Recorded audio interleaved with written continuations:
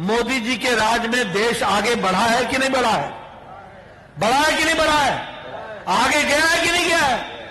आज भारत 5वें नंबर की इकोनॉमी बन गई, 5th नंबर की इकोनॉमी। 11वें स्थान से ब्रिटेन को पछाड़ के 5th नंबर की फास्टेस्ट ग्रोइंग इकोनॉमी बन गई।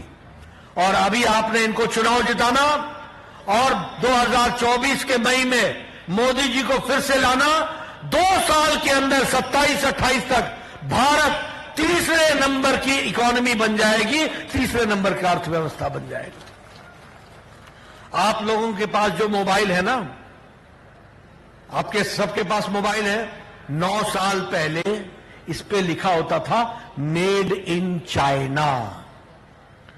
आज आपके मोबाइल पे लिखा होता है मेड इन इंडिया।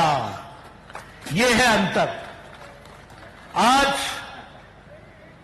आज ऑटोमोबाइल इंडस्ट्री में भारत 3रे नंबर की मार्केट बन गया, 3रे नंबर की मार्केट। आज इस्पात में, स्टील में भारत, मैन्युफैक्चरिंग में 2रे नंबर का भारत बन गया है।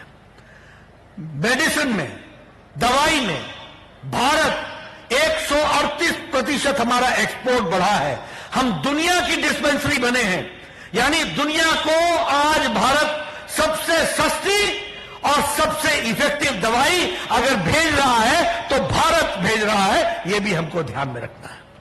पेट्रोकेमिकल्स में हम 108% एक्सपोर्ट हमारा बढ़ा है। एक नई विकास की कहानी लिखी जा रही है। और आप चाहते हैं कि नहीं चाहते हैं कि तेलंगाना भी ऐसे ही विकास करे? आप चाहते हैं ना कि तेलंगाना विकास करे? अगर आप चाहते हैं तो आपको भारतीय जनता पार्टी को आगे बढ़ाना पड़ेगा, उसकी हमको चिंता करनी पड़ेगी। मित्रों, आज प्रधानमंत्री गरीब कल्याण अन्न योजना में 80 करोड़ की जनता को, और 80 करोड़ की जनता को उसमें 5 किलो गेहूं और 5 किलो चावल और 1 किलो दाल देकर के भारत में भुखमरी को जड़ मूल से समाप्त किया है। और आज 13.5 करोड़ लोग, 13.5 crore people are now above the BPL, below poverty line से ऊपर उठ गए हैं और वो अबव पॉवर्टी लाइन में पहुंच गए हैं। इसको भी हमको ध्यान में रखना है। इसलिए विकास के जो नए आयाम हैं, उस विकास के नए आयाम के साथ अपने आप को हमको जोड़ करके चलना है। इस साल हम लोगों ने, मोदी जी ने तय किया है 10 लाख करोड़ रुपए सिर्फ इंफ्रास्ट्रक्चर पे खर्च होगा।